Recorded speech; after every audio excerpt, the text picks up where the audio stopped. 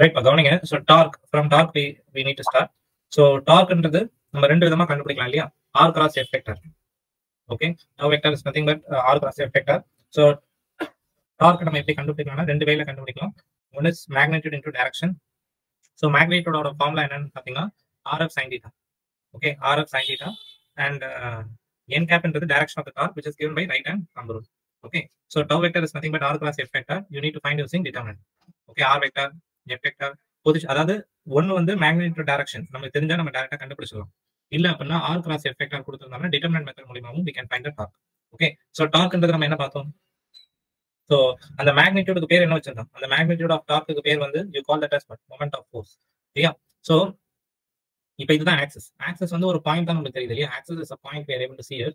அப்பனா என்ன அர்த்தம்? Axis is perpendicular to the plane, perpendicular to the plane of the screen. Okay, so axis வந்து நமக்கு ஸ்கிரீனுக்கு பெர்பெண்டிகுலரா உள்ள பார்த்து போகுது, ரைட்? சோ இப்போ இது வந்து நம்மளோட ஆக்சிஸ்.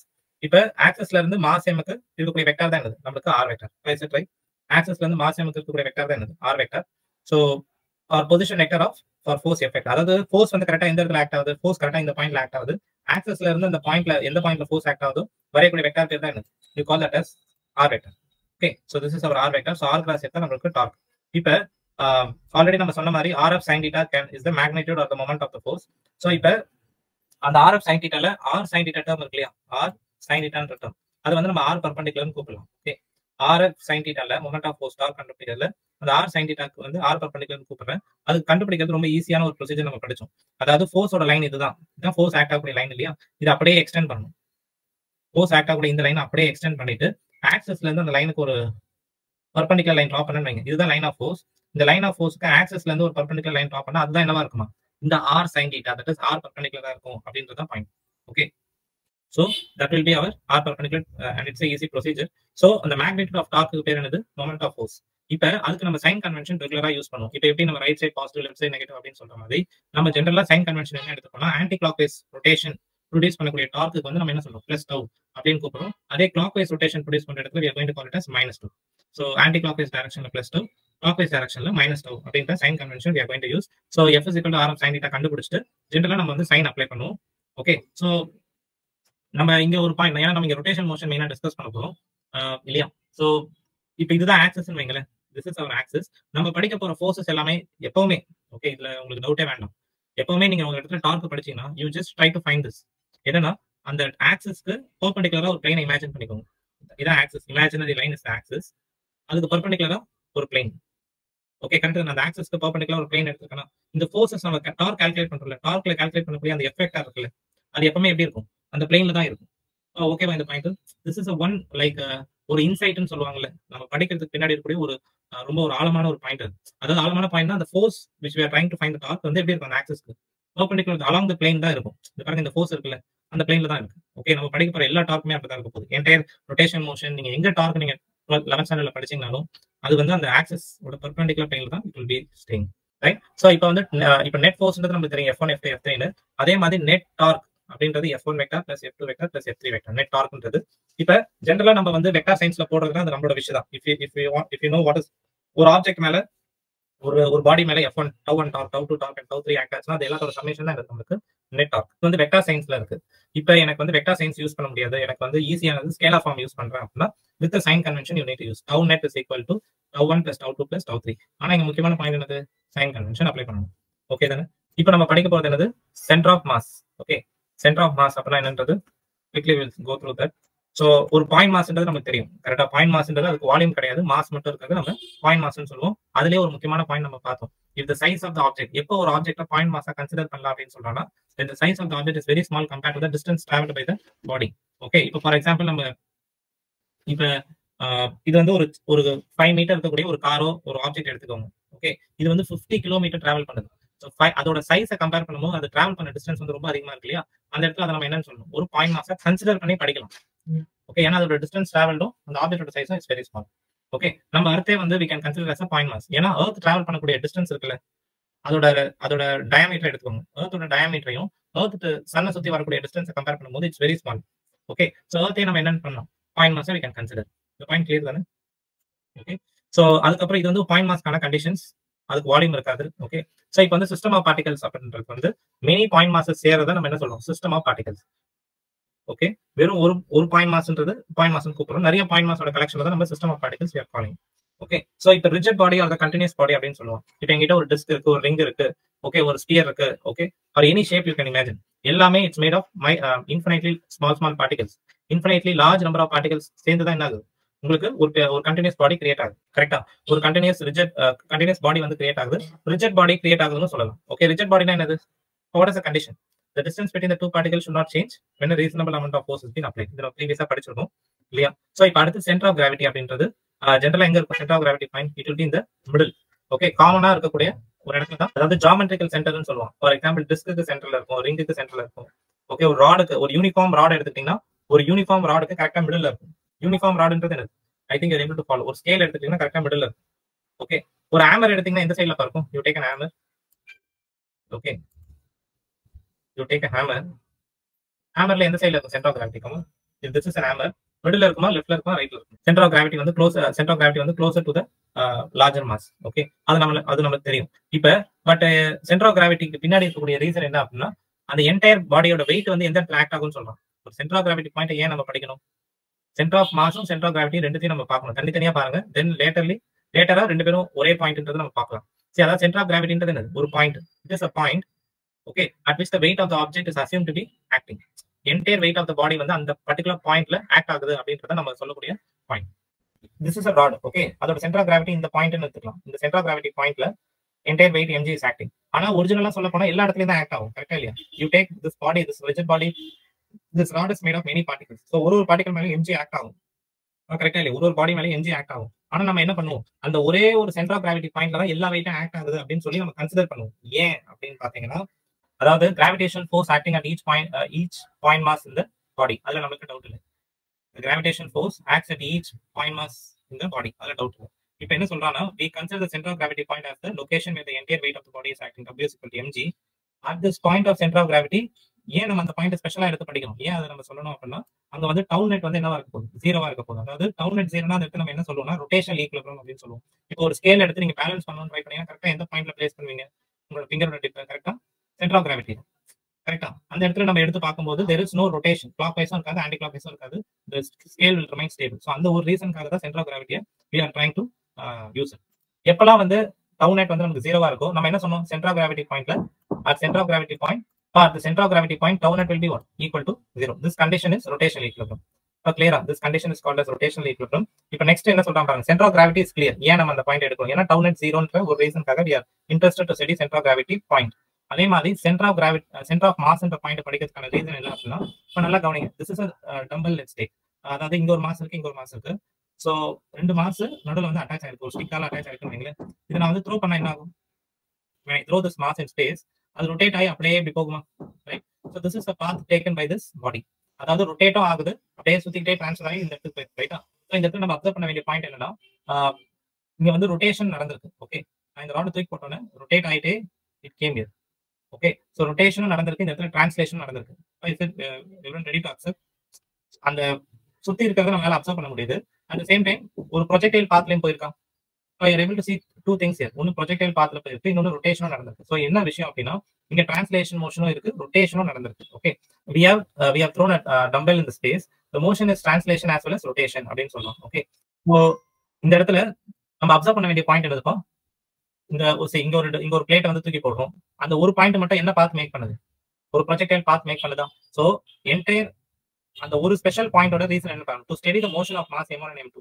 இந்த இடத்துல நம்ம த்ரோ பண்ணும்போது அந்த m1 and m2 ஓட மாஸோட மோஷன் ஸ்டடி பண்றது வந்து ரொம்ப காம்ப்ளெக்ஸ். ஆக்சுவலா இட்ஸ் வெரி டிஃபிகல்ட். ஏன்னா அந்த டிரான்ஸ்லேஷனும் பண்ணது, ரொட்டேஷனும் பண்ணது, it's very difficult to study.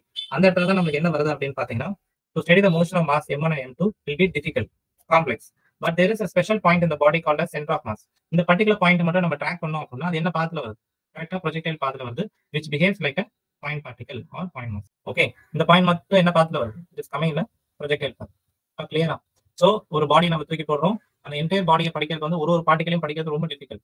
It's a complex motion, translation plus rotation இருக்கும். அப்போ அந்த ஒரு பாயிண்ட், அந்த சென்டர் ஆஃப் மாஸ் பாயிண்ட் மட்டும் நம்ம படிச்சாலே போதும். Okay, it will be easy to study the entire motion அப்படின்னு சொல்றோம். சோ நம்ம என்ன பண்றோம்? ஒரு ரிஜிட் பாடியோட மோஷன், ஒரு ரேண்டம் ரிஜிட் பாடியோட காம்ப்ளெக்ஸ் மோஷனை நம்ம என்ன பண்றோம்? இங்க ஈக்குவல் டு போட்டுருக்கோம் பாருங்க. இந்த மோஷனை ஈக்குவல் டு திஸ் மோஷன் அப்படின்றது we are trying to study. Okay, so இந்த என்டையர் மாஸ் ஆஃப் தி பாடி ஒரு இடத்துல இருந்து it is going to make a path. So center of mass is a defined as what? It is a point. Center of mass is ஒரு point at which the total mass of the rigid body is supposed to be concentrated. அப்படின்னு நம்ம எடுத்துக்கிறோம். Entire பாடியோட mass இந்த ஒரு பாயிண்ட்ல இருக்கு. This point of center of mass moves in such a way as a point particle having the entire mass equal to the total mass. Center of gravity எடுத்த காரணம் என்னது? Can anyone say that? Why center of gravity we have taken? அந்த இடத்துல tau net 0. Okay, net torque அங்க வந்து அந்த பாயிண்ட்ல நமக்கு என்ன இருக்கு? ரொட்டேஷன் ஈக்குலிபிரியம் நடக்குது அப்படின்றத பார்த்தோம். அதே மாதிரி இங்க சென்டர் ஆஃப் மாஸ் பாயிண்ட்ன்றது ஒரு காம்ப்ளெக்ஸ் மோஷனை படிக்கிறதுக்கு பதில் அந்த ஒரு பாயிண்ட் மட்டும் ஸ்மூத்தா ப்ரொஜெக்டைல் பாத் மேக் பண்ணுதுல அந்த பாயிண்ட படிக்கணும். ஒரு காம்ப்ளெக்ஸ் மோஷன்ல சென்டர் ஆஃப் மாஸ் பாயிண்ட் மட்டும் நம்ம படிக்க ட்ரை பண்றோம். So that is where the centre of மாஸோட ரீசன் இருக்கு. ஒரு காம்ப்ளெக்ஸ் மோஷன் படிக்கிறதுல ஒரு ரிஜிட் பாடியில அந்த பாயிண்ட் மாஸ் மட்டும் படிக்கணும். தட் இஸ் அந்த சென்டர் ஆஃப் மாஸ் பாயிண்ட் மட்டும் படிக்கணும். சோ அங்கதான் சென்டர் ஆஃப் மாஸோட நீட் வருது. இப்போ என்ன சொல்றாங்கன்னா for small objects, okay, that is for objects its size very small compared to the radius of our earth. நம்ம எர்த்தோட ரேடியஸை கம்பேர் பண்ணும்போது ரொம்ப சைஸ் கம்மியா இருக்கும் இல்லையா ஆப்ஜெக்ட்ஸ்க்கு. அதாவது ஃபார் எக்ஸாம்பிள் ஒரு சின்ன லென்த் ஆஃப் த ராட் எடுத்துக்கணும், ஒரு 5 மீட்டர் எடுத்துக்கணும், அதை எடுத்துக்கலாம். அதே ஒரு ரேடியஸ் ஆஃப் அவர் எர்த் எடுத்துக்கணும் 6400 கிலோமீட்டர். இந்த 5 மீட்டருக்கும் 6400 கிலோமீட்டருக்கும் எவ்வளவு டிஃபரன்ஸ் இருக்கு. ஸோ அந்த இடத்துல வந்து சென்டர் ஆஃப் கிராவிட்டியும் சென்டர் ஆஃப் மாஸ் பாயிண்ட் என்ன ஆகும்? கோயின்சைட் ஆகும் அப்படின்றத முக்கியமான பாயிண்ட். ரைட். சோ நம்ம என்னதான் இருந்தாலும் சில விஷயங்கள் மறந்துடக்கூடாது. சென்டர் ஆஃப் கிராவிட்டி பாயிண்ட் எதை பேஸ் பண்ணி உள்ளது? ஆக்சலேஷன் டியூ டு கிராவிட்டியை பேஸ் பண்ணுது. ஏன்னா என்டையர் வெயிட் ஆஃப் த பாடி அந்த ஒரு இடத்துல ஆக்ட் ஆகுதுன்னு சொல்றோம், mg இல்லையா? அந்த g வந்து அந்த பர்டிகுலர் பாயிண்ட்ல நம்ம எடுக்கும்போது நெட் டார்க் என்னவா இருக்கு? 0. சோ பேசிக்கா நம்ம என்ன சொல்லலாம்? சென்டர் ஆஃப் கிராவிட்டின்றது g பேஸ் பண்ணுது. ஓகே, பட் ஆனா சென்டர் ஆஃப் மாஸ்ன்றது நம்ம கொஞ்ச நேரத்துல படிப்போம். It depends on mass distribution, depends on how the masses are arrange. Okay, இதை வந்து we will see கொஞ்ச நேரத்துல நம்ம படிக்க போறோம். Next we are going to study this. Okay, so centre of கிராவிட்டின்றது g பொறுத்ததுன்னு சொல்றோம். அண்ட் சென்டர் ஆஃப் மாஸ்ன்றது மாஸ் எப்படி டிஸ்ட்ரிபியூட் ஆயிருக்கு அப்படின்றது டிஃபரெண்ட். சோ ரெண்டுமே டிஃபரெண்ட் கான்செப்ட், பட் ரெண்டுமே ஒரே பாயிண்ட்ல தான் இருக்கும். Okay, for small objects they will coincide. நம்ம படிக்க போற எல்லா ஆப்ஜெக்ட்ஸ்லயுமே centre of mass centre of gravity coincide ஆகும். ஓகே, சரி கவனிங்க. அப்புறம் position of centre of mass for 2 particle system. So m1 and m2 ரெண்டு பார்ட்டிகல் நம்ம எடுத்துக்கோம். this is m1 and m2. r1 and r2 are the position vectors. இப்போ ரெண்டு பேருக்கும் காமனா ஒரு லைன் டிரா பண்ணுங்க. m1 and m2 க்கு ஒரு காமனா லைன் டிரா பண்ணீங்கன்னா அந்த லைன்ல இருக்கக்கூடிய ஒரு பாயிண்ட் தான் சென்டர் ஆஃப் மாஸ் பாயிண்ட் ஆகும். It is a point. Okay, so x comma y comma is the coordinates of this center of mass point. So r comma is the position vector. Okay, இப்போ r1 r2 கொடுத்துட்டோம் அப்படின்னா கவனிங்க, r1 and r2 m1 and m2 நமக்கு தெரிஞ்சிருச்சுன்னா you can find the r comma vector. So this is actually the method 1. Okay, இதுதான் நம்மளோட method 1. இப்போ x comma என்ன வரும்? இப்போ கொஞ்சம் சிம்பிளிஃபை பண்ணி பாத்தீங்கன்னா x comma you will get this one, y comma you will get this one. அதே வந்து பொசிஷன் வெக்டர் டர்ம்ஸ்ல எழுதணும் அப்படின்னா r comma is nothing but x comma i cap plus y comma j cap. So அதை base பண்ணி problems work out பண்ணும். So நம்ம எப்பவுமே என்ன மறந்துடக்கூடாது? Centre of mass point will always be near to the place where the mass is larger. எங்க mass அதிகமா இருக்கோ அதுக்கு க்ளோஸரா தான் சென்டர் ஆஃப் மாஸ் பாயிண்ட் இருக்கும். This is a uniform rod and this is a non-uniform rod. So எந்த side mass அதிகமா இருக்கு? இதுதான் சென்டர்னு எடுத்துக்கிட்டீங்கன்னா அதுக்கு ரைட் ஹேண்ட் சைடுல தான் மோர் மாஸ் இஸ் தேர். அப்ப அந்த இடத்துல தான் என்ன இருக்கும்? அதுக்கு க்ளோஸரா தான் மாஸ் எங்க அதிகமா இருக்கோ அதுக்கு க்ளோஸரா தான் சென்டர் ஆஃப் மாஸ் இருக்குது. அதே இடத்துல தான் சென்டர் ஆஃப் கிராவிட்டி இருக்கும்.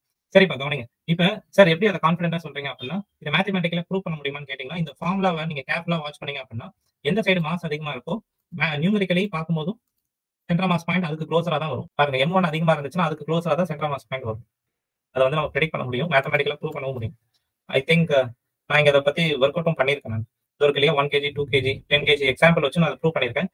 இப்போ 10 kg மாஸ் தான் m2. ஸோ அதுக்கு க்ளோஸரா தான் சென்டர் மாஸ் பாயிண்ட் வரும். That's how we written the statement. அதுக்கப்புறம் அதாவது you take any regular shaped body, எல்லா ரெகுலர்லி ஷேப்டு பாடிக்கும் சென்டர் மாஸ் எங்க இருக்கும்? கரெக்டா 20% at the centroid. இப்போ ஃபார் எக்ஸாம்பிள் அந்த ட்ரையாங்கிள் எடுத்துட்டீங்கன்னா அது ஒரு சென்ட்ராய்ட்ல தான் இருக்கும். கப்பல் ஆஃப் ஃபோர்ஸ் அப்படின்னு சொல்லுவாங்க. கப்பல் ஆஃப் ஃபோர்ஸ் அப்படின்னா அது வந்து standard definition for the couple of force. என்னன்னா இப்போ இதுதான் வந்து ஒரு ராட் எடுத்துக்கலாம். ஒரு ராட் வந்து ஓகே, இப்போ இந்த ராட் மேல நான் என்ன பண்ண போறேன்னா equal and opposite forces I am going to apply. இப்போ கவனிங்க, equal and opposite forces I am apply, but it is being separated by a perpendicular distance. For example இது மேல F ஃபோர்ஸ் கொடுத்திருக்கேனா, இது மேலே F ஃபோர்ஸ் கொடுத்திருக்கேன், but they are opposite in direction. But ரெண்டு பேருக்கு நடுவுல என்ன இருக்கு? ஒரு perpendicular distance இருக்கா? Is that right? இது F, மேல இருந்து F. So it is a perpendicular distance. Two equal and opposite forces separated by a perpendicular distance. Okay, but ஆனா இப்போ இது வந்து ஒரு ராடோட example. You take a disk case எடுத்துக்கிட்டீங்கன்னா என்ன வரும்? Net force like this. கரெக்டா? நெட் ஃபோர்ஸ் வந்து இங்க கொடுக்குறேன், கீழே ஒன்று மேல ஒன்று. So what is net force acting on the body? கப்பல்ன்றது two equal and opposite forces, but it should be separated by perpendicular distance. அப்போ என்ன ஆகும் அப்படின்னா நெட் ஃபோர்ஸ் எப்பவுமே அந்த கேஸ்ல என்ன ஆகும்? 0. பட் நெட் டார்க் இருக்கும். Net torque will be present. Okay, இந்த சைடுல டவுன்வர்ட் பார்த்து மேல பார்த்து கிளியரா இல்லையா? எவ்வளோ கிளியர்? அதுக்கப்புறம் position of centre of mass. So இது வரைக்கும் நம்ம பார்த்தது position of centre of mass for system of particles. That is m1 x1 plus m2 x2 m1 plus m2. But இப்போ நம்ம பார்க்க போறது என்ன அப்படின்னா கண்டினியூஸ் பாடி. ஸோ கண்டினியூஸ் பாடியோட டைரக்ட் ஃபார்முலாஸ் என்னன்னா these are the 3 formulas which you need to memorize it. Okay, so இதுல வந்து r காமன்றது position vector of the centre of mass point. So x com y com z com we can get. So entire பாடியோட centre of mass வந்து it will be present somewhere. Okay, r காமன்றது ஆரிஜின்ல இருந்து நம்ம எடுக்கணும். Okay, ஆரிஜின்ல இருந்து centre of mass point. Okay, so integration பண்ணி நம்ம கண்டுபிடிக்கணும். சோ இந்த இன்டகிரேஷன்ல நம்ம எல்லா இடத்துலயும் என்ன பார்க்க முடியுதுன்னா ஒரு டிஎம் டிஎம் டிஎம் இருக்கா. டிஎம்ன்றது என்னது? ஒரு small mass we have considered. Okay, small mass which we have considered. அதை நம்ம எடுத்துக்கிட்டு அப்புறம் இன்டகிரேஷன் பண்ணி we are able to get the answer. நமக்கு மாஸ் டென்சிட்டி இந்த டிஎம் அப்ளை பண்ற இடத்துல 3 டென்சிட்டிஸ் வரும். ஓகே, இப்போ நீங்க படிக்கிற இந்த மாஸ் டென்சிட்டி வந்து லேட்டர் ஆன் சார்ஜ் டென்சிட்டியா வரும். இங்க படிக்கிறது அங்கேயும் புரியுதாப்பா? சோ 12th ஸ்டாண்டர்ட்ல சார்ஜ் டென்சிட்டி தான் வரும். மாஸ் டென்சிட்டி எப்படி படிக்க போறோமோ அதே மாதிரி சார்ஜ் டென்சிட்டி வரப்போகுது. சோ மாஸ் டென்சிட்டின்றது 1D 2D 3D சொல்றோமா, அதே மாதிரி linear mass density, surface mass density, அதுக்கப்புறம் வால்யூம் மாஸ் டென்சிட்டின்னு சொல்லிட்டு 1D 2D and 3D ஆப்ஜெக்ட்ஸ்க்கு டிஃபைன் பண்ணுவோம். இப்போ ராட் இஸ் 1D கேஸ். அப்போ லீனியர் மாஸ் டென்சிட்டி லாம்டான்னு சொல்லி டிஃபைன் பண்றோம். அதாவது ஒரு சின்ன லென்த் எடுத்துக்கலாம், dx என்ற லென்த், அங்க இருக்கக்கூடிய மாஸ் தான் dm. So dm by dx is nothing but lambda. அதே மாதிரி சர்ஃபேஸ் மாஸ் டென்சிட்டின்றது ஒரு 2 டைமென்ஷனல் சர்ஃபேஸ் எடுத்துக்கோங்க. அதுல ஒரு சின்ன ஏரியா dA, அந்த ஏரியால எவ்வளவு மாஸ் இருக்கு? dm mass. அந்த ரேஷியோ தான் நம்ம சிக்மான்னு சொல்றோம். ஓகே, சோ இப்போ வந்து சில டைம் ராட் வந்து ஒரு யூனிஃபார்ம் ராட், யூனிஃபார்ம் டிஸ்ட்ரிபியூஷன் இருக்கு அப்படின்னு சொல்லுவோம். Uniform mass distribution, uniform rod அப்பெல்லாம் சொல்லும் போது என்ன அர்த்தம்னா லாம்டா இஸ் கான்ஸ்டன்ட் அப்படின்னு அர்த்தம். அதே மாதிரி ஒரு uniform distribution of mass is there, ஒரு ஏரியால யூனிஃபார்ம் டிஸ்ட்ரிபியூஷன், ஒரு யூனிஃபார்ம் சர்ஃபேஸ் இருக்கு அப்படின்லாம் சொல்லுவோம். அப்ப என்ன அர்த்தம்னா சிக்மா இஸ் கான்ஸ்டன்ட் அப்படின்னு அர்த்தம். Okay, so lambda is equal to dm by dx னு சொல்லலாம். Total mass by total length அங்க யூஸ் பண்ணலாம். எப்போ? Only in case of uniform rod. Uniform rod கேஸ்ல m by l ன்றது டைரக்டா யூஸ் பண்ணலாம். யூனிஃபார்ம் சர்ஃபேஸ்ல m by n ன்றது யூஸ் பண்ண முடியும். அதே தான் இங்க வால்யூம் மாஸ் டென்சிட்டி. இப்போ அதுக்கப்புறம் ஒரு யூனிஃபார்ம்லி, அதாவது ஒரு ரெகுலர் ஸ்டாண்டர்ட் ஷேப்ஸ் இருக்கு இல்லையா, அந்த எல்லா standard shapes and should have uniform mass density. இப்போ கவனிங்க, யூனிஃபார்ம் மாஸ் டென்சிட்டி இருக்கணும். அப்படின்னா என்ன அர்த்தம்? அந்த லாம்டா, சிக்மா அண்ட் ரோ 3 பேருமே என்னவா இருக்கணும்? கான்ஸ்டன்டா இருக்கும்போது வாட் வி கேன் சே அப்படின்னு பாத்தீங்கன்னா எல்லாரோட சென்டர் மாஸ்மே அதோட ஜியோமெட்ரிக்கல் சென்டர்ல இருக்கும். ஃபார் எக்ஸாம்பிள் ரிங்குக்கு சென்டர், டிஸ்க்கு சென்டர், ஸ்கொயருக்கு அது கரெக்டா அந்த டைகனல்ஸ் மீட் ஆகக்கூடிய அந்த இடம். ஓகே, அந்த இடத்துல நம்மளுக்கு இருக்கும். அதே மாதிரி ஒரு ரெக்டாங்குலர் எடுத்துட்டீங்கனாலும் அதோட டைகனல்ஸ் மீட் ஆகக்கூடிய இடத்துல இருக்கும். Rod, hollow sphere, solid sphere. Okay, ஒரு ட்ரையாங்குலர் லேமினார் எடுத்துக்கிட்டீங்கன்னா, ஒரு பிளேட் எடுத்துக்கிட்டீங்கன்னா அதோட சென்டர் ஆஃப் மாஸ்ல, அதாவது சென்ட்ராய்ட்ல இருக்கும் அதோட சென்டர் ஆஃப் மாஸ். ஓகே, அந்த லைன் வந்து மீடியன், அதெல்லாம் டீடைலா எழுதியிருக்கேன். அதே மாதிரி ஒரு சிலிண்டர் எடுத்துக்கிட்டீங்கன்னா சிலிண்டர்ல கரெக்டா சென்டர்ல இருக்கும். அதே மாதிரி ஒரு டேக் கோன் ஷேப். இந்த கோன் ஷேப் எடுத்துக்கிட்டீங்கன்னா அதோட வெர்டெக்ஸ்ன்றது மேல உள்ள இடம். வெர்டெக்ஸ் வந்து கரெக்டா டோட்டல் ஹைட் வந்து capital H, but 2h/3 height கீழே சென்டர் மாஸ் பாயிண்ட் இருக்கும். அதே மாதிரி ஒரு சாலிட், இது வந்து ஹாலோ கோன், சாலிட் கோன் எடுத்தீங்கன்னா சென்டர் மாஸ் பாயிண்ட் வந்து 3h/4ல இருக்கும், அதுக்கு 2h/3ல இருக்கும் வெர்டெக்ஸ்ல இருக்கும். இப்போ இது மாதிரி ஒரு டிஃபரெண்ட் ஷேப்ஸ்க்குலாம் பார்த்துருந்தோம் இல்லையா. 2 identical rods, find the centre of mass point. இந்த கேஸ்ல நம்ம என்ன பண்ணணும்? கோஆர்டினேட் சிஸ்டம் இப்படி ஃபிக்ஸ் பண்ணிருக்கோம். எங்கெல்லாம் பொசிஷன் வருதோ அங்கெல்லாம் கோஆர்டினேட் சிஸ்டம் தேவைப்படும். எங்கெல்லாம் வெலாசிட்டி, எங்கெல்லாம் பொசிஷன், எங்கெல்லாம் ஆக்சலரேஷன் வருதோ எல்லா இடத்துலயும் வருதுல. மெக்கானிக்ஸ்ல எங்க பார்த்தாலும் பொசிஷன் வரும். Rate of change of position என்ன சொல்லுவீங்க? வெலாசிட்டி. வெலாசிட்டியோட ரேட் ஆஃப் சேஞ்ச் என்ன சொல்லுவீங்க? ஆக்சலரேஷன். ரைட்டா? அதனால எல்லா இடத்துலயும் கோஆர்டினேட் சிஸ்டம் ஒரு இடத்துல கண்டிப்பா ஃபிக்ஸ் பண்ணிருப்பான். அது தெரியாம நீங்க ப்ராப்ளம் ஆரம்பிச்சு போட்டீங்கன்னா you won't understand and you can result in wrong answer. So எப்பவுமே ஒரு ப்ராப்ளம் எடுத்தீங்கன்னா கோஆர்டினேட் சிஸ்டம் எந்த இடத்துல இருக்குன்னு ஃபிக்ஸ் பண்ணிட்டு ஆரம்பிங்க ப்ராப்ளம், மெக்கானிக்ஸை பொறுத்த வரைக்கும். இப்போ அதுக்கப்புறம் வந்து சென்டர் மாஸோட மோஷன் பத்தி வில் சி. சோ எனிவே இப்போ சென்டர் மாஸோட ரெகுலர் ஷேப்ஸ்க்கு என்ன பார்த்தோம்? ஜியோமெட்ரிக்கல் சென்டர்ல இருக்குன்னு பார்த்தோம். கரெக்டா? இப்போ யூ டேக் சம் பாடி, ஒரு பெரிய மாஸ் எடுத்துக்கோங்க. m1 r1 is the position vector for the centre of mass. அதாவது இந்த என்டையர் கம்ப்ளீட் பாடிக்கு சென்டர் மாஸ் எங்க வருது? r1 vector. r1 vector is centre of mass point for this one. இப்போ நம்ம என்ன பண்ண போறோம் அப்படின்னா ஒரு குறிப்பிட்ட ரீஜனை ரிமூவ் பண்ணிடுறேன். இந்த டோட்டல் ஃபுல் டிஸ்க்ல ஒரு குறிப்பிட்ட டிஸ்கை மட்டும் ரிமூவ் பண்ணி எடுத்துறேன். இப்போ m2 r2 vector is what? Position vector of the centre of mass of the removed mass. Okay, so இந்த ரிமைனிங் மாஸ் இருக்கு இல்லையா, அப்ப நல்லா கவனிங்க. இது ஃபுல் டிஸ்க், இது ரிமைனிங் பார்ட், இது ரிமூவ்ட் மாஸ் பார்ட். ஓகே, இந்த ஃபுல் டிஸ்கோட சென்டர் மாஸ் பாயிண்ட் எங்க இருக்கு? m1 r1 vector. அந்த ரிமூவ்ட் பார்ட்டோட சென்டர் மாஸ் பாயிண்ட் எங்க இருக்கு? r2 vector. இதோட மாஸ் m2, இதோட மாஸ் m1. ஓகே, சப்ஸ்டிட்யூட் பண்ணீங்கன்னா m1 r1 minus m2 r2 divided by m1 minus m2 போட்டீங்கன்னா you will get the center of mass point of the remaining portions. Okay, இதோட centre mass you will get. So இதுல என்ன special case அப்படின்னா நல்லா கவனிங்க. இது வந்து general formula எழுதிருக்கேனா? This is general formula. இந்த ஜெனரல் ஃபார்முலால ஸ்பெஷல் கேஸ் தான் நமக்கு ரெகுலரா வரும். ஒரு பிளேனார் ஆப்ஜெக்ட்டை கொடுத்துட்டு சில போர்ஷனை மட்டும் ரிமூவ் பண்றேன்னு சொல்லுவாங்க. நல்லா கவனிங்க, இந்த டெஸ்ட்டுக்கு இது மாதிரி கொஸ்டின்ஸும் வந்திருக்கு. ஓகே, உங்களுக்கு நடுவில் கூட க்ளூ தரேன். சோ அதனால வந்து எல்லாமே கான்சென்ட்ரேட் பண்ணி படிங்க, எல்லாமே இம்பார்ட்டன்ட் தான். ஒரு planar object you take, planar object இது வந்து ஜெனரல் கேஸ் இருக்கு. 1D 2D 3D எல்லா பாடிக்கும் அப்ளை பண்ண முடியும் ஜெனரல் ஃபார்முலா. ஆனா ஸ்பெஷல் கேஸா பிளேனார் பாடிக்கு எடுத்துக்கிட்டீங்கன்னா சிக்மா நம்ம கான்ஸ்டன்ட்னு கொடுத்துருவோம் கொஸ்டின்ல. சிக்மா கான்ஸ்டன்ட்னா m/n எழுதலாமா? சோ இந்த இடத்துல நீங்க எல்லா மாஸ்க்கும் m1/a1 m2/a2 போட்டு எடுத்து பாத்தீங்கன்னா இந்த ஃபார்முலா யூஸ் பண்றதுக்கு பதில் ஏரியா டேர்ம்ஸ்ல எழுதுவோம். ஏன்னா சிக்மா வந்து நியூமரேட்டர் டினாமினேட்டர்ல இருக்கக்கூடிய சிக்மா வந்து கேன்சல் ஆயிடும். ஓகே, அப்போ we are left with this. So finally xcom ycom you can find it. Okay, இதுக்கு நம்ம டீடைல்டா ஒரு ப்ராப்ளம் சால்வ் பண்ணிருக்கோம். அந்த ப்ராப்ளம் புரிஞ்சுக்கிட்டீங்கன்னா any problem you can do it. Okay, so அதுக்கப்புறம் மோஷன் ஆஃப் சென்டர் மாஸ் பொறுத்த வரைக்கும் என்டையர் ரிஜிட் பாடியை நம்ம என்ன எடுத்துக்க போறோம்? ஒரு பாயிண்ட் மாஸ் மாதிரி கன்சிடர் பண்ண போறோம், by including the centre mass point. இந்த என்டையர் பாடியை, அதுதான் நம்மளோட கோல். ஒரு ரிஜிட் பாடியை படிக்கிறது ரொம்ப கஷ்டம். ஏன்னா அது உள்ள ஒரு பார்ட்டிகல்ஸும் ரேண்டம் டிரான்ஸ்லேஷனும் பண்ணும், ரொட்டேஷனும் பண்ணும். பட் ஆனா அந்த சென்ட்ரல் மாஸ் பாயிண்ட் மட்டும் ஆக்ட்ஸ் லைக் நார்மல். அது வந்து ஒரு பாயிண்ட் மாஸ் மாதிரி பிஹேவ் பண்ணும். Okay, so entire mass of the பாடியை ஒரு பாயிண்ட்ல இருக்குன்னு எடுத்துக்கிறோம். அந்த பாயிண்ட் தான் இது central mass point, which is easy to help us to study this rigid body. சிம்பிளா படிக்கிறது ஹெல்ப் பண்ணும். So this is a formula, we know this, ரைட்டா? சென்ட்ரல் மாஸ் பாயிண்ட் அதை டிஃபரன்ஷியேட் பண்ணீங்கன்னா உங்களுக்கு கிடைக்க போற ஃபார்முலா தான் பிகாம். அதை டிஃபரன்ஷியேட் பண்ணீங்கன்னா வரக்கூடியது தான் ஏகாம். இங்க இருக்கக்கூடிய கேபிட்டல் எம் கிராஸ் மல்டிப்ளை பண்ணீங்க அப்படின்னா நல்லா கவனிங்க. What is the acceleration of mass m1? கவனிங்க, m1 மாஸோட acceleration a1, m2 ஓடது a2, m3 ஓடது a3, கரெக்டா? இப்போ நான் இதை கிராஸ் மல்டிப்ளை பண்ணதுக்கு அப்புறம் இதை எதை இண்டிகேட் பண்ணுது? இது வந்து எதை இண்டிகேட் பண்ணுது? கேபிட்டல் மாஸோட ஆக்சலரேஷனை இண்டிகேட் பண்ணுது, ஏகம். அதாவது நம்ம என்ன பண்ணணும், என்டையர் ரிஜிட் பாடியை ஒரு பாயிண்ட் மாஸா எடுத்துக்கிட்டோமா? என்டையர் ரிஜிட் பாடியை பாயிண்ட் மாஸா எடுத்துக்கிட்டோம், கேபிட்டல் அதோட ஆக்சலரேஷன். புரியுதா இல்லையா? என்டையர் ரிஜிட் பாடியை ஒரு பாயிண்ட் மாஸா எடுத்துக்கிட்டோம், சென்ட்ரல் மாஸ் பாயிண்ட்ல அதோட ஆக்சலரேஷன். ஒரு பாடி ஆஃப் மாஸ் m1 மேல a1 ஆக்சலரேஷன் இருக்கு, பாடி ஆஃப் m2 மேல a2 ஆக்சலரேஷன் இருக்கு, பாடி ஆஃப் m3 மேல a3 ஆக்சலரேஷன். நியூட்டன்ஸ்ல என்ன சொல்லுது? ஒரு பாடி மேல மாஸ் m மேல a ஆக்சலரேஷன் இருந்துச்சுன்னா that will be equal to the net force acting on it, கரெக்டா? சோ இந்த m1 a1 I can write it as f1, இதை f2 f3 அப்படினு எழுதிருக்கேன். அப்ப இது எதை இண்டிகேட் பண்ணுது? force acting on the center of mass point. So இதுல இந்த ஃபார்முலால இருந்து நமக்கு என்ன தெரியுது? இப்ப டோட்டலா 3 பாடி m1 m2 m3 ன்றது இண்டிவிஜுவல் பாடி மேல ஆக்ட் ஆகிற force will be equal to the net force acting on the center of mass. Okay, the external force acting on the individual masses m1 m2 m3 are f1 f2 f3, right? So are equal to what? Forces acting on the center of mass point. Individual mass மேல act ஆகக்கூடிய forces is actually a resultant on force on the center of mass. Okay, அதாவது ஒரு பாடி எடுத்துக்கோங்க, நிறைய force act ஆகுது, அதோட ரிசல்டன்ட்டா நம்ம என்ன எடுத்துக்கோம்? Central mass point. அந்த நெட் ஃபோர்ஸ் தான் என்னது? எஃப்காம். கரெக்டா இல்லையா? நம்ம இண்டிவிஜுவல் பாடி மேல கொடுக்குற ஃபோர்ஸ் வந்து யாருக்கு ரிசல்டன்ட்டா போய் முடிஞ்சிருக்கு? சென்டர் ஆஃப் மாஸ் பாயிண்ட்ல இருக்கக்கூடிய எஃப்காம், சென்ட்ரல் மாஸ் பாயிண்ட், அது எஃப்காம்னு வருது நமக்கு, கேபிட்டல் எம். ஓகே, சோ இப்போ அந்த motion of central mass is not affected by any of the internal forces. அதாவது f1 f2 f3 எல்லாம் இன்டர்னல் ஃபோர்ஸா எக்ஸ்டர்னல் ஃபோர்ஸா? எக்ஸ்டர்னல் ஃபோர்சஸ், கரெக்ட்டா?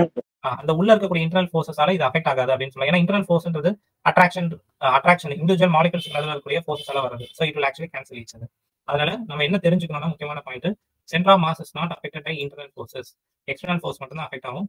அதாவது இண்டிவிஜுவலா f1 f2 f3 எல்லாமே external forces acting on the body, that will be a resultant to the center of mass மேல act ஆகக்கூடிய forces.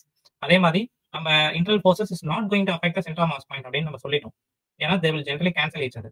இது என்னென்னலாம் எக்ஸாம்பிள்ல யூஸ் பண்ணி ப்ராப்ளம் கேட்பான் அப்படின்னா, ஒரு பாடி திடீர்னு எக்ஸ்ப்ளோட் ஆகுதுன்னு சொல்லுவோம். ஒரு பாடி திடீர்னு எக்ஸ்ப்ளோட் ஆகும்போது அந்த எக்ஸ்ப்ளோஷனுக்கு யார் காரணம்?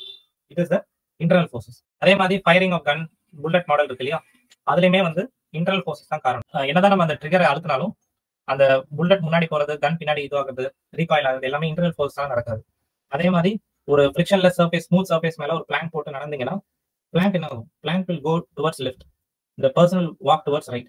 இந்த இடத்துல இன்டர்னல் ஃபோர்ஸஸால தான் நடக்குது. ஏன்னா இங்க இந்த பர்சனுக்கும் பிளாங்க்குக்கும் நடுவுல ஃபிரிக்ஷன் இருக்கும், which is internal to அந்த மேனையும் பிளாங்கையும் எடுத்துக்கிட்டீங்கன்னா it is an internal force. மேனையும் பிளாங்கையும் எடுத்துக்கலாம். அதே மாதிரி ஒரு பாடியை நீங்க த்ரோ பண்ணிருக்கீங்க, சென்ட்ரல் மாஸோட பாத் வந்து இது, உடனே இங்க ஒரு எக்ஸ்ப்ளோஷன் நடந்துச்சுன்னா என்னதான் பார்ட்டிகல்ஸ் எதர்னாலும் அந்த சென்ட்ரல் மாஸ் பாயிண்ட் வந்து it is been unaffected by what? Internal forces. Explosion is an internal process. So அதனால என்னதான் அந்த மாஸ் பிளாஸ்ட் ஆனாலும் அந்த மாஸுக்கு கரெஸ்பாண்டிங்கா சென்ட்ரல் மாஸ் கண்டுபிடிச்சீங்கன்னா அது அதே பாத்துல தான் வரும். புரியுதா? சோ அதான் இங்க மென்ஷன் பண்ணிருக்கேன். அதுக்கப்புறம் linear momentum of centre of mass. இப்போ இது மாதிரி ஒரு எக்ஸ்பிரஷன் உங்களுக்கு தெரியும். இதை கிராஸ் மல்டிப்ளை பண்ணீங்கன்னா m1 v1 m2 v2 m3 v3 படி linear momentum you can define. So linear momentum for centre of mass is nothing but individual பார்ட்டிகளோட மொமெண்டம் தான் சென்டர் ஆஃப் மாஸோட momentum, net momentum. Okay, so pcom is affected by p1 p2 and p3. Okay, இப்போ நம்ம Newton's law எழுதிருக்கோம், F is equal to ma. அதே மாதிரி நம்மளால என்ன பண்ண முடியும்? நியூட்டன் செகண்ட் லாவை இதுக்கும் எழுத முடியும். That is rate of change of momentum of center of mass will be equal to the force acting on the center of mass. At the same time, force acting on the center of mass can be written as what? M into A com. கரெக்டா இல்லையா? நம்ம வந்து இது எல்லாமே single பாடிக்கு படிச்சிருக்கோம். இது யாருக்கு? ஒரு சென்டர் ஆஃப் மாஸ் படிக்கக்கூடிய ஒரு ரிஜிட் பாடிக்கு. இந்த ரிஜிட் பாடியோட சென்டர் மாஸ் பாயிண்ட்க்கு we can define this. Okay, எப்பெல்லாம் வந்து centre of mass point act ஆகிற ஃபோர்ஸ் வந்து நெட் ஃபோர்ஸ் 0 ஆகுதோ, F காம்ன்றது என்னது? F1 F2 F3 அந்த net external force acting on the centre of mass இருக்குல்ல, அது எப்ப 0 ஆகுதோ we can say pcom is also 0. pcom constant. அந்த pcom constant வர கண்டிஷனை தான் நம்ம என்ன சொல்றோம்? Conservation of momentum. Initial momentum equal to final momentum. வந்து ரொட்டேஷனல் பார்ட். சோ ரொட்டேஷனை மோஷனை 3 டைப்ஸா பிரிக்கலாம். Translation, pure rotation and translation plus rotation. So translation or translatory motion சொல்லுவோம். இதுல என்னன்னா all the particles of the all the points or all the particles will travel equal distance.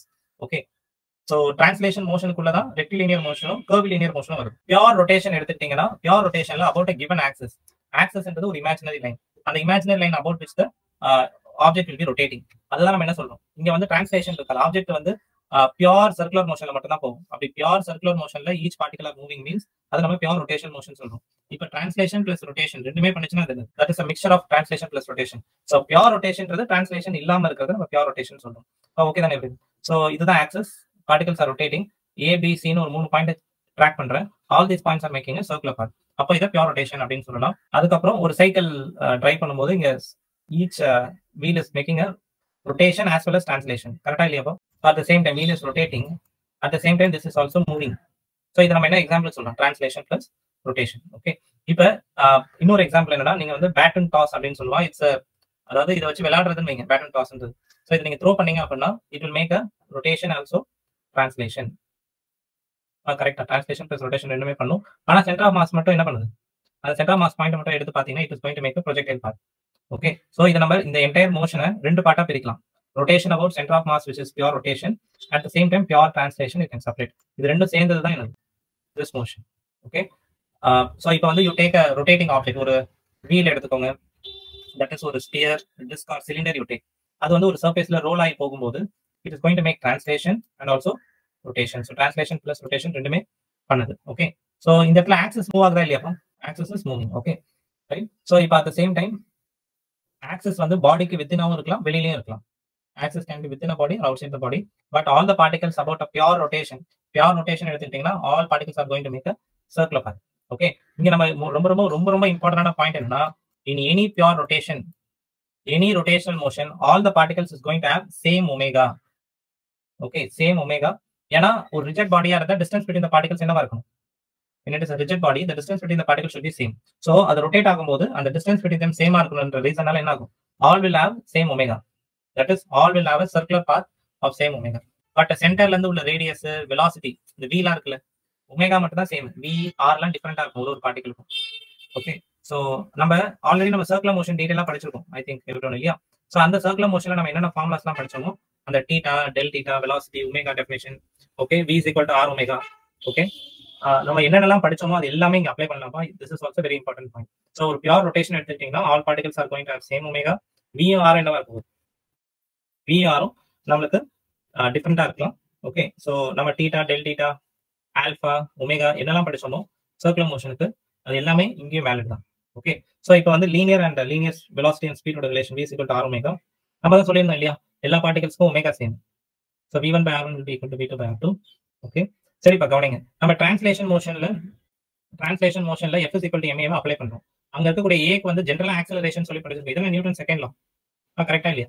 So f is equal to ma ல f ன்றது external force, a ன்றது என்னது? Linear or translational acceleration.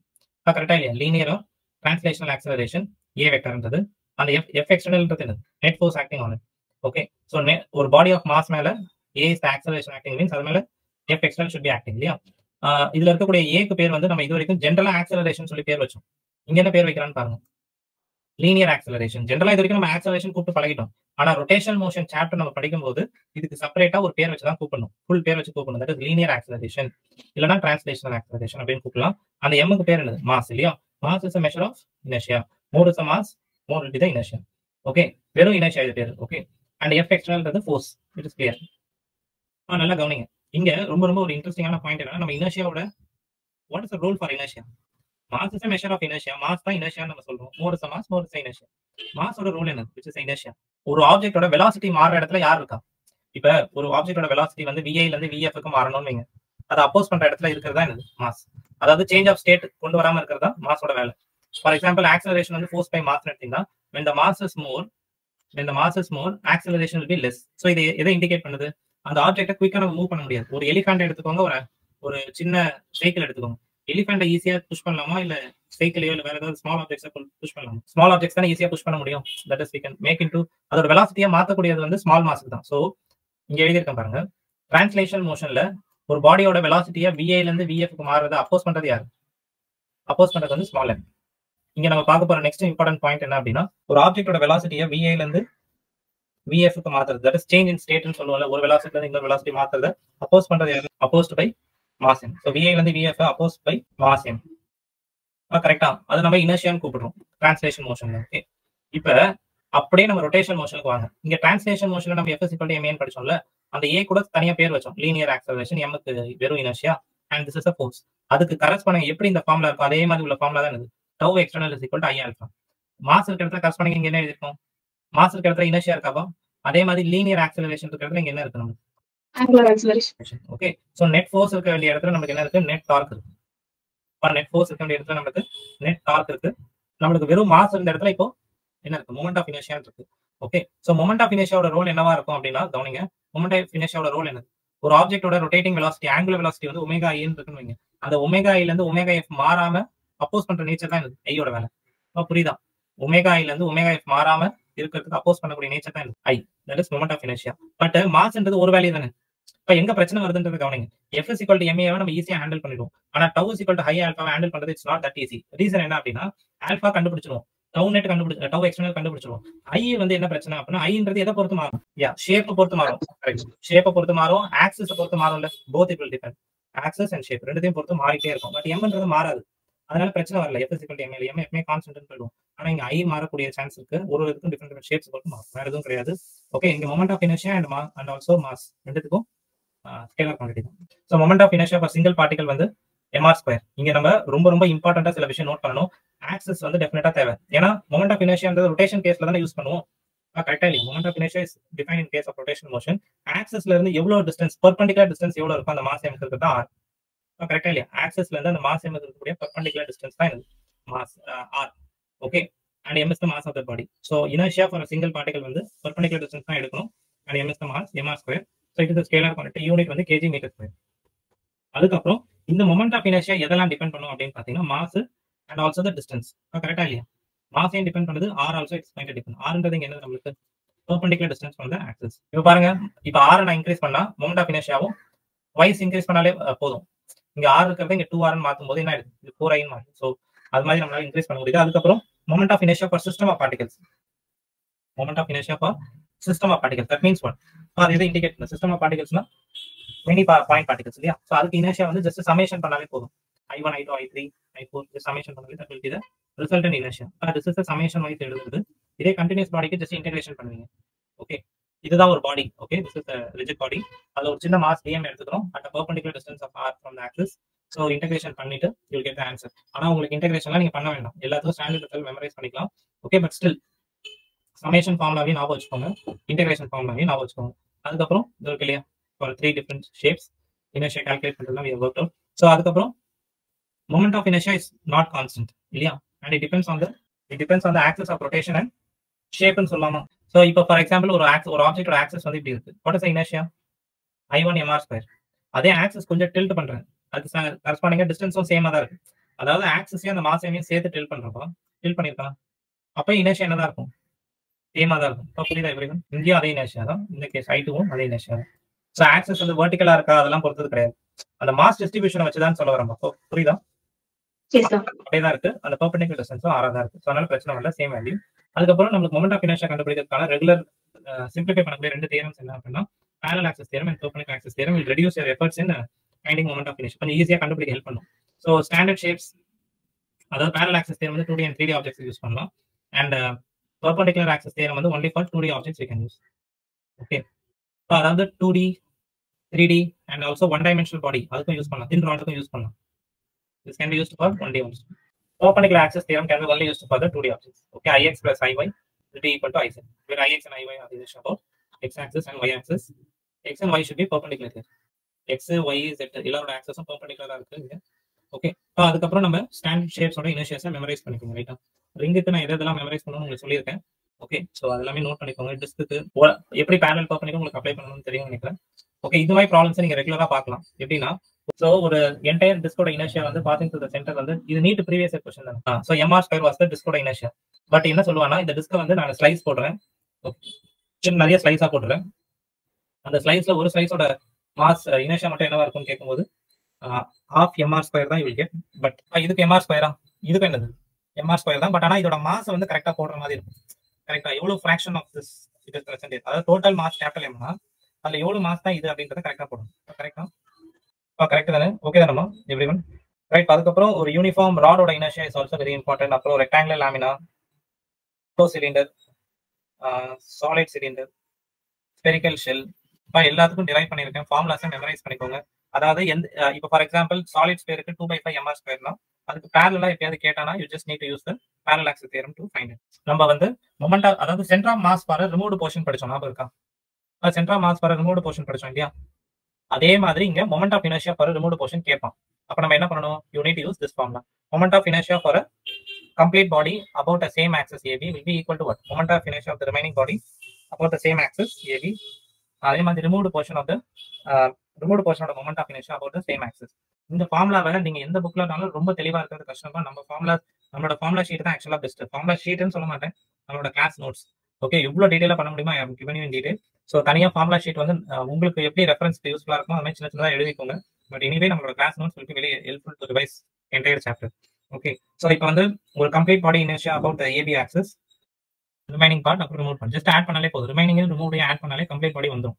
அதுதான் இங்க idea. So remaining பார்ட்டோட inertia கேட்டானா complete பாடியோட inertia about same, மூணு பேருமே சேம் ஆக்சஸ், அதுதான் AB AB AB along the same axis. இது பேஸ்ட் ப்ராப்ளம்ஸும் நமக்கு எக்ஸாம்ஸ்ல வருது. ஸோ பி கேர்ஃபுல் வித் பண்ணுங்க. அதே மாதிரி ரேடியஸ் ஆஃப் கைரேஷன், ஒரு பெரிய ஸ்பெரிக்கல் பாடியோட இனர்ஷியா என்னது வரும்? ஹாலோ ஸ்பியர் 2/3 mr ஸ்கொயர் இருக்கு மொமெண்ட் ஆஃப் இனர்ஷியா. இப்போ இந்த என்டையர் மொமெண்ட் ஆஃப் இனர்ஷியாவை mk ஸ்கொயரோட ஈக்குவேட் பண்ணா அந்த கே தான் நம்ம என்ன சொல்றோம்? Radius of gyration. So radius of கைரேஷன்றது என்னது? நான் உங்ககிட்ட ஒரு இனர்ஷியா தரேன். ஓகே, நான் உங்களுக்கு ஒரு இனர்ஷியா தரேன், அதை mk ஸ்கொயரோட ஈக்குவேட் பண்ணணும். கரெக்டா? அது உள்ள கே ரேடியஸ் ஆஃப் கைரேஷன் சொல்றோம். அந்த mk ஸ்கொயர்ன்றது முதல்ல என்னது? ஒரு ஆக்சிஸ்ல இருந்து கே டிஸ்டன்ஸ் தள்ளி இருக்கக்கூடிய ஒரு பாடியோட இனர்ஷியா மாதிரி. கரெக்டா இல்லையா? So radius of gyration is a concept or an idea of comparing moment of inertia of rigid body with the moment of inertia of a point mass, right? So இப்போ அடுத்து கவனிங்க. I think we came last end of this discussion. So இது எல்லாமே ப்ரீவியஸா படிச்சு நான் ரிவிஷனும் பண்ணிட்டேன். Beginning of இதுலயே படிச்சு ரிவிஷன் பண்ணியாச்சு. டார்க்கை ரெண்டு விதமா கண்டுபிடிக்கலாம். ஒன்னு ஆர் கிராஸ் எஃப், இன்னொன்னு அதே டிட்டர்மினன்ட் மெத்தட் இல்லையா? So tau into I N கேப்னு பார்த்தோம். அப்புறம் this formula determinant method use பண்ணலாம். பட் மொமெண்ட் ஆஃப் ஃபோர்ஸ்ன்றது F into R perpendicular, R perpendicular எப்படி கண்டுபிடிக்கணும் பார்த்தோம். சைன் கன்வென்ஷனும் we can use. ஓகே, அதுல வந்து டிரான்ஸ்லேஷன் மோஷனை கவர்ன் பண்ணக்கூடிய எக்ஸ்பிரஷன் எல்லாமே ஒரே இடத்துல எழுதிருக்கோம். கவனிங்க, எப்பவுமே எஃப் நெட் எப்போ 0 ஆகுதோ அப்போ ஏ நெட் 0 ஆகும். அந்த இடத்துல velocity will be constant. Velocity கான்ஸ்டன்ட்னா ஆட்டோமேட்டிக்கா எது கான்ஸ்டன்ட் சொல்லிடலாம். ஓகே, நம்ம மொமெண்டம் கான்ஸ்டன்ட் அப்படின்னு சொல்லலாம். அதே மாதிரி ரொட்டேஷன் மோஷன் எடுத்துக்கிட்டீங்க அப்படின்னா திஸ் இஸ் டவு நெட், ரைட்டா? இந்த டவு நெட் கேஸ்ல எஃப்எக்ஸ் டவு நெட் 0 ஆச்சுன்னா we can say what? Alpha is 0. Alpha 0னா ஒமேகா 0. எப்போ பி வெக்டார் கான்ஸ்டன்ட் அதை நம்ம என்ன சொல்லுவோம்? கன்சர்வேஷன் ஆஃப் லீனியர் மொமெண்டம் அப்படின்னு சொல்லுவோம். அதே மாதிரி என்ன சொல்லலாம்? Condition for rotational equilibrium means torque will be 0, alpha 0னா ஒமேகா will be constant. அப்ப நம்ம என்ன சொல்லலாம்? கன்சர்வேஷன் ஆஃப் ஆங்கிள் சொல்லலாம் இல்லையா? There is nothing wrong to say that. ஏன்னா ஒமேகா கான்ஸ்டன்ட்டா இருக்கும். That is one point. Okay, அதை பேஸ் பண்ணி ப்ராப்ளம்ஸ் விட்டு இப்போ ப்ராப்ளம்ஸ் எப்படி வருதுன்றத பாருங்க. நம்ம லாஸ் ஆஃப் மோஷன் சாப்டர்ல என்ன படிச்சோம்? ரிமெம்பர், ஒரு ஆப்ஜெக்ட் மேல act of plane net force கண்டுபிடிப்போம். Then we will equate with m into a vector.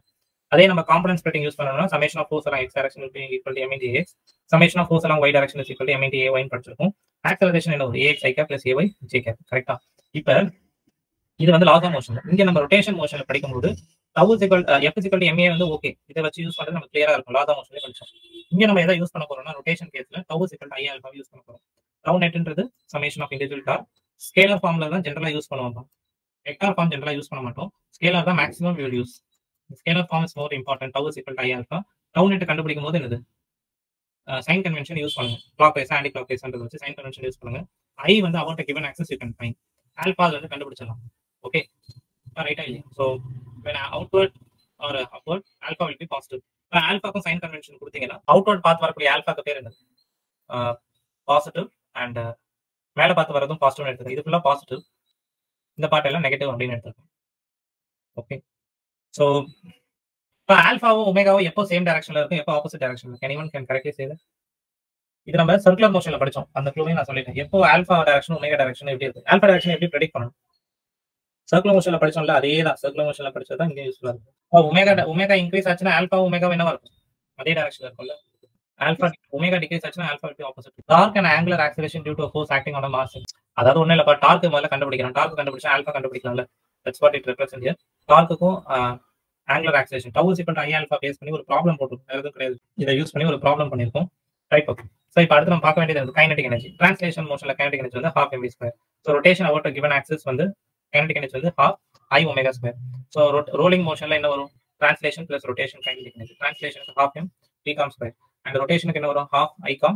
இப்போ நல்லா கவனிங்க, ஒரு பாடியை நான் ஃப்ரீயா ஸ்பேஸ்ல தூக்கி போட்டோம்னா அது எந்த பாயிண்ட் வச்சு ரொட்டேட் ஆகும்? இது வந்து ஒரு ரிஜிட் பாடி, ஒரு பாடி வந்து ரோல் ஆகி போயிட்டு இருக்கு சர்ஃபேஸ்ல. ஓகே, ஒரு ரோலிங் மோஷன் சொன்னோம் இல்லையா? சர்ஃபேஸ்ல ஒரு பாடி டிரான்ஸ்லேஷன் பிளஸ் ரொட்டேஷன் பண்ணுச்சுன்னா அது ரோலிங் மோஷன் சொல்றோம். எந்த பாயிண்ட் ஆக்சிஸ் வச்சு ரொட்டேட் ஆகுது? சென்டர் மாஸ் பாயிண்ட் ஆக்சிஸ் வச்சு ரொட்டேட் ஆகுது. ஸோ டோட்டல் கைனடிக் எனர்ஜி அப்படின்னு எடுத்தீங்கன்னா டிரான்ஸ்லேஷன் பிளஸ் ரொட்டேஷன்ல என்ன இனர்ஷியா போட்டிருக்கேன், that is what important point to note. அதே மாதிரி என்டையர் பாடிக்கு ரெப்ரசன்டேட்டிவ் யாரு? வீகாம் தானே. எல்லா வெலாசிட்டி ஒரு பார்ட்டிகளோட individual velocity will be equal to 1. எல்லா பாடியோட ரெப்ரசன்டேட்டிவ் வந்து வீகாம் தானே, அதாவது சென்டர் மாஸ் தானே. ஸோ அதோட வெலாசிட்டி தான் நம்ம போடுறோம் இங்க கைனடிக் எனர்ஜிக்கு. At the same time rotational எனர்ஜிக்கும் அதுதான் யூஸ் ஆகுது. ரொட்டேஷன் கைனடிக் எனர்ஜிக்கும் ஐகாம் தான் நம்ம போடுறோம். ஓகே, ஸோ டிரான்ஸ்லேஷன் ஒர்க்ன்றது this is a formula integration of F dot DS vector. And special கேஸ்ல இதை யூஸ் பண்ணிருக்கோம். டிரான்ஸ்லேஷனல் மோஷன்ல இருக்கக்கூடிய ஒர்க் எனர்ஜி தியரம் என்னது? Summation of individual forces equal to change in kinetic energy. ஆனா rotation மோஷன்ல நம்ம use பண்ணும்போது நம்ம என்ன பண்ணணும்? திஸ் இஸ் த ஒர்க் என்னோட formula, direct formula which you need to memorize it. tau dot d theta vector integration and tau கான்ஸ்டன்டா இருந்துச்சுன்னா என்ன வரும்? tau கான்ஸ்டன்டா இருந்துச்சுன்னா it comes out of it. Okay, இதை இன்டெகிரேஷன் பண்ணுங்க, you will get the answer. Okay, tau del theta cos phi, tau del theta cos phi. Okay, இது எப்போ use பண்ணணும்? tau கான்ஸ்டன்டா இருக்க கேஸ்ல இந்த ஃபார்முலா யூஸ் பண்ணணும். ஐ திங்க் நேத்து கூட இது மாதிரி ஒரு ப்ராப்ளம் நம்ம ஒர்க் அவுட் பண்ணோம். லைக் இது வந்து ஒரிஜினல் ஃபார்முலா, ஸ்பெஷல் கேஸ் வரும்போது tau கான்ஸ்டன்டா வச்சு we are integrating it. Okay, so இதுதான் மேக்ஸிமம் கேஸ் நீங்க பார்க்க முடியும். tau கான்ஸ்டன்டா இல்லாத கேஸ் வந்து ஜெனரல் ஃபார்முலா இது. tau கான்ஸ்டன்டா இருக்கும்போது உள்ள கேஸ் வந்து இது நம்ம இதுதான் மேஜாரிட்டி டைம் நம்ம பார்ப்போம் ப்ராப்ளம்ஸ்ல. tau கான்ஸ்டன்ட் தான் எடுத்துப்பாங்க சரிங்களா? சோ அங்க உள்ள work time. So work energy theorem for டிரான்ஸ்லேஷனுக்கு படிச்சிருக்கோம். ஆனா ரொட்டேஷனுக்கு என்ன வரும்? பியூர் ரொட்டேஷனுக்கு சமேஷன் ஆஃப் டார்க், ஒரு டார்க்குக்கும் ஒரு வர்க் டைம் சொல்லலாமா? அதோட எல்லாத்தோட சமேஷன் will be equal to change in kinetic energy of it final minus initial. இப்போ டிரான்ஸ்லேஷன் மோஷன்ல பவர் படிச்சிருக்கோம் f dot v னு. ஆனா இங்க என்ன யூஸ் பண்ணணும்? tau dot omega vector. Okay, இப்போ angular momentum. So linear momentum நம்ம எப்படி படிச்சோமோ அது அந்த அளவுக்கு இம்பார்ட்டன்ஸ் வந்து angular momentum. It's very interesting concept. So mass into velocity we call it as linear momentum. அந்த rate of change of momentum நம்ம என்ன சொல்றோம்? Force we are calling. Rate of change of angular linear momentum நம்ம பேர் என்ன வச்சிருக்கோம்? Linear impulse பேர் வச்சிருக்கோம். ஸோ ஸ்கேலார் ஃபார்ம் வந்து இது இல்லையா? இப்போ அதே ஆங்குலர் மொமெண்டம் பாருங்க, அவ்வளவு ஈஸியா கண்டுபிடிக்க முடியாது. இப்போ லீனியர் மொமெண்டம் வந்து வெறும் மாஸையும் வெலாசிட்டியும் டிபெண்ட் பண்ணுது. மாஸ் வந்து மாறிட்டே இருக்கும், மாறாது, இட் ஒன்ட் சேஞ்ச் ரைட். ஆனா லீனியர் மொமெண்ட் ஆங்குலர் மொமெண்டம்ல என்ன பிரச்சனைனா டிஃபரெண்ட் கேசஸ் இருக்கு. லீனியர் மொமெண்டம்க்கு எந்த கேஸும் கிடையாது, m into v தான். பட் ஆங்குலர் மொமெண்டம்க்கு 2-3 கேசஸ் இருக்கு. ஸோ ஒரு point mass moving with v velocity means ஆரிஜின்ல இருந்து அதோட பொசிஷன் வெக்டர் வந்து r1 vector mean. So correspondingly angular momentum is given by r cross p vector. இது வந்து என்ன தெரியுது? Angular momentum is depending on linear momentum r cross p vector. So r p sin theta. இதே வந்து நம்ம vector ஃபார்ம்ல கண்டுபிடிக்கணும்னா determinant method use பண்ணி கண்டுபிடிக்கலாம்.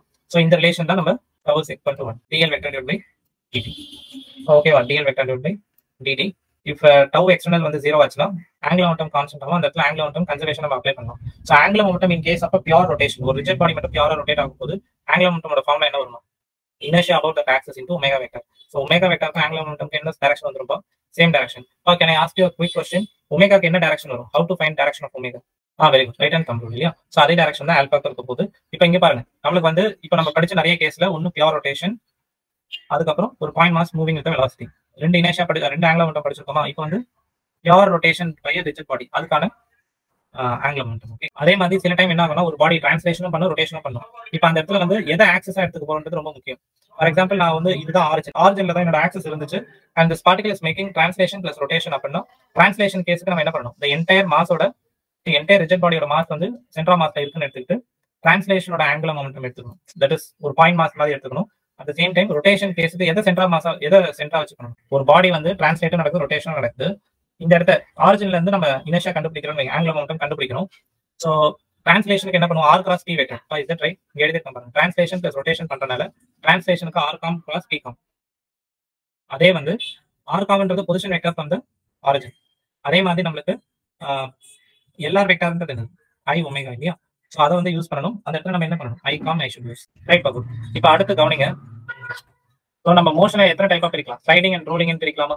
ஸ்லைடிங்ன்றது வந்து வெறும் டிரான்ஸ்லேஷன் இருக்கிறத ஒரு சர்ஃபேஸ் மேலே ஒரு பாடியை நான் அப்படி நகர்த்திக்கிட்டே போறேன், அது வந்து கம்ப்ளீட்லி டிரான்ஸ்லேஷன். அது பேர் என்னது? Completely translation. ஓகே, ஸோ ஒரு ஸ்லைடிங் சர்ஃபேஸ்ல மாசம் வந்துட்டு இருக்கு, அதாவது ஒரு இன்க்ளைன் பிளேன்ல மாசம் ஸ்லைடிங்னா அது ஒன்லி டிரான்ஸ்லேஷன் தான். அது சில டைம் இப்படியும் நடக்கலாம். இப்போ நல்லா கவனிங்க, ஒரு பாடி வந்து ரொட்டேட் ஆகாம அப்படியே ஸ்மூத்தா அப்படியே ஸ்லைட் ஆகிட்டே கூட வரலாம் without rotation.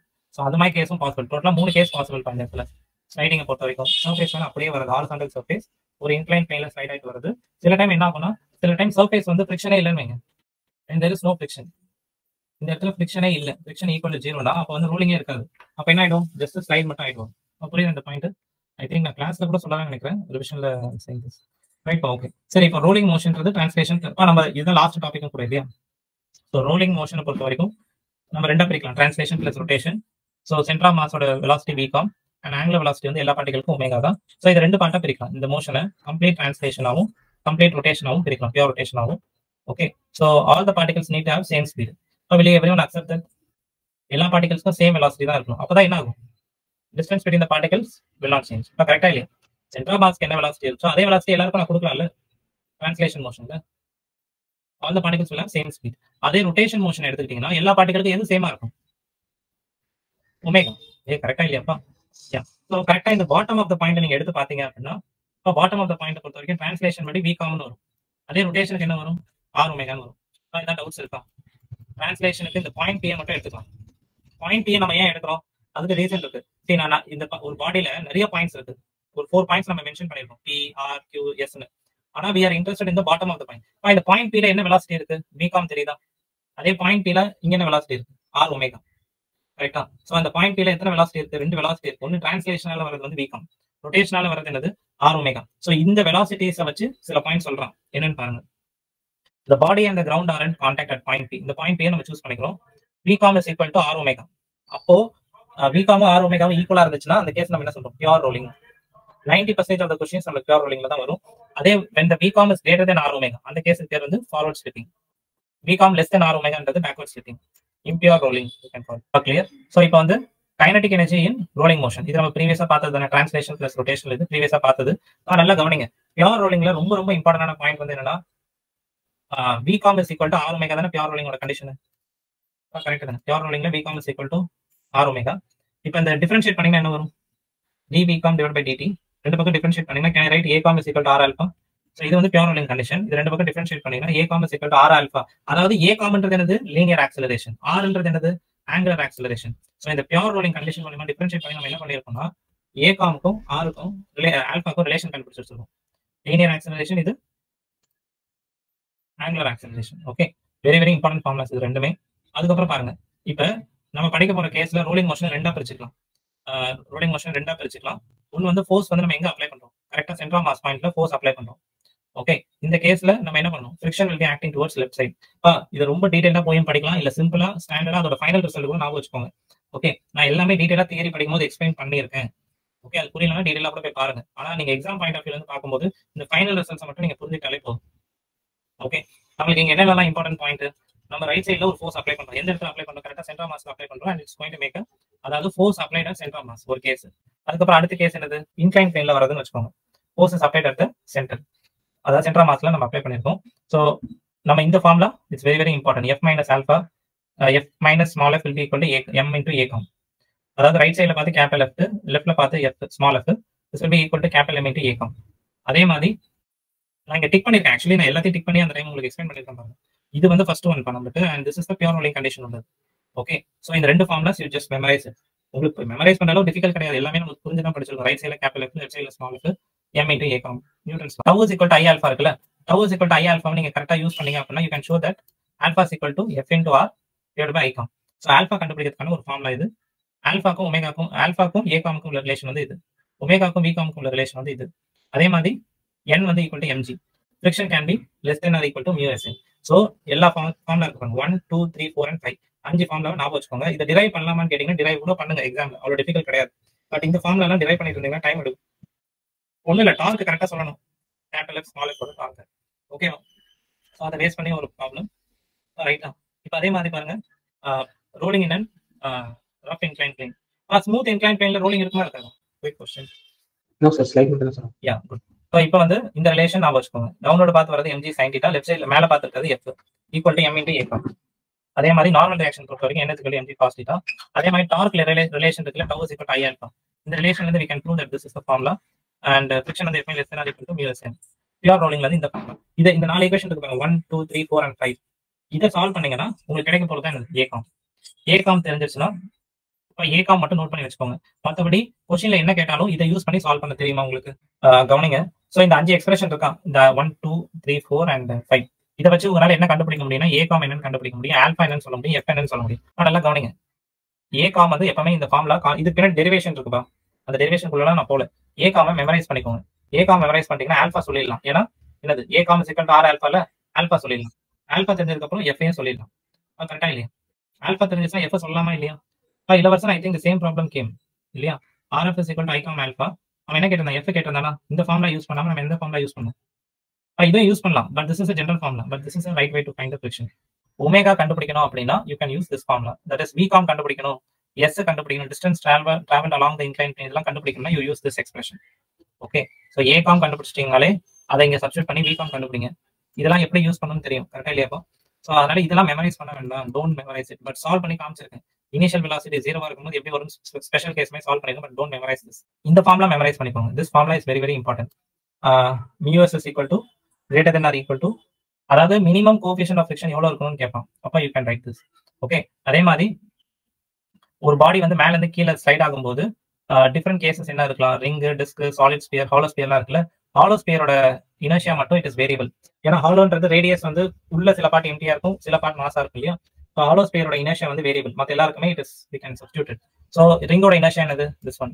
டிஸ்கோட inertia, hollow sphere and solid sphere. இந்த ஹாலோ ஸ்பியரோட இனர்ஷியா வந்து வேரியபிள். ஓகே, அதனால அதை மட்டும் நம்ம எடுத்துக்க முடியாது, கணக்கில் எடுத்துக்க வேண்டாம், அது variable actually. So ring, disc, solid sphere மட்டும் லெட்ஸ் கன்சிடர். ஸோ இவங்க 3 பேரை கம்பேர் பண்ணும்போது same mass and same radius எடுத்தீங்கன்னா யாருக்கு இனர்ஷியா அதிகமா இருக்கும்? ரிங்குக்கு அதிகமா இருக்கும், டிஸ்க்கு கம்மியா இருக்கும். ஆனால் same mass same radius it should be. And solid ஸ்பியருக்கு கம்மி, then only hollow sphere. Okay, hollow sphere எப்பவுமே ஞாபகம் வச்சுக்கோங்க, it is variable, subject to variable. Okay, இப்போ இவங்க 3 பேரை நீங்க கொஸ்டின்ல என்ன கேட்பாங்கன்னா 3 பேரையும் நான் ஒரு இடத்துல இருந்து விடுறேன், மேல இருந்து கீழே விட்டேன் அப்படின்னா யாருக்கு வெலாசிட்டி அதிகமா இருக்கும் when it reaches the ground? கீழே ரீச் பண்ணுவோம் யாருக்கு வெலாசிட்டி அதிகமா இருக்கும்? சாலிட் ஸ்பியர், தென் த டிஸ்க், அப்புறம் என்ன? ரிங். ஆக்சலரேஷன் யாருக்கு அதிகமா இருக்கும்? மேல இருந்து கீழே வரும்போது ஆக்சலரேஷன் சாலிட் தான் அதிகமா இருக்கும். திஸ் இஸ் டிஸ்க்கு அதோட கம்மி, ரிங்க்கு அதோட கம்மி. டைம் டேக்கன் யாருக்கு அதிகம்? ரிங்குக்கு தான் அதிகம், ஏன்னா அதோட வெலாசிட்டி கம்மி, ஆக்சலரேஷன் கம்மி தான், அதுக்கு டைம் அதிகமா இருக்கும். டிஸ்க்கு அதோட அதிகமா. அண்ட் இந்த ரிசல்ட் ஞாபகம் வச்சுக்கோங்க. ஸோ V com மெமரைஸ் பண்ணிக்காதீங்க, A com அண்ட் μs ஞாபகம் வச்சுட்டு then you try to get this results. இனர்ஷியால எது பெருசு எது கம்மின்னு உங்களுக்கு தெரியணும்.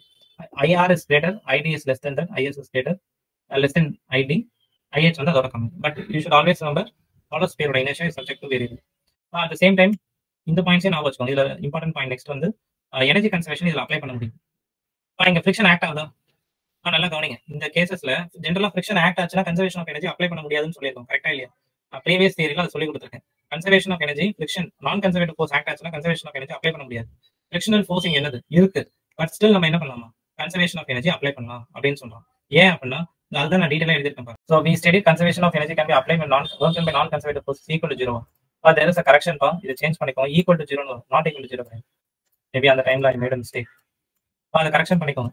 work done by non-conservative force should be equal to work, அதாவது work done by non-conservative இருக்கக்கூடாது. But it is found in pure rolling condition. F does not dissipate energy. Energy waste பண்ணாது. Rather, it will be used in converting translational energy into rotation energy so that the energy is conserved. This is very very important. இது அப்படியே வந்து நீட்ல கேட்டிருந்தோம். Frictional ஃபோர்ஸோட role என்ன அப்படின்னு. Okay, அந்த இடத்துல வந்து ஃபிரிக்ஷனல் ஃபோர்ஸோட ரோல் என்ன? இட் கன்வர்ட்ஸ் அதை எனர்ஜி டிசிபேட் பண்ணாது. இந்த இடத்துல இந்த பியூர் ரோலிங் கேஸ்ல எனர்ஜி டிசிபேட் பண்ணாம டிரான்ஸ்லேஷன் எனர்ஜி, ரொட்டேஷன் எனர்ஜி மாத்துறதுக்கு ஹெல்ப்ஃபுல்லா இருக்கு.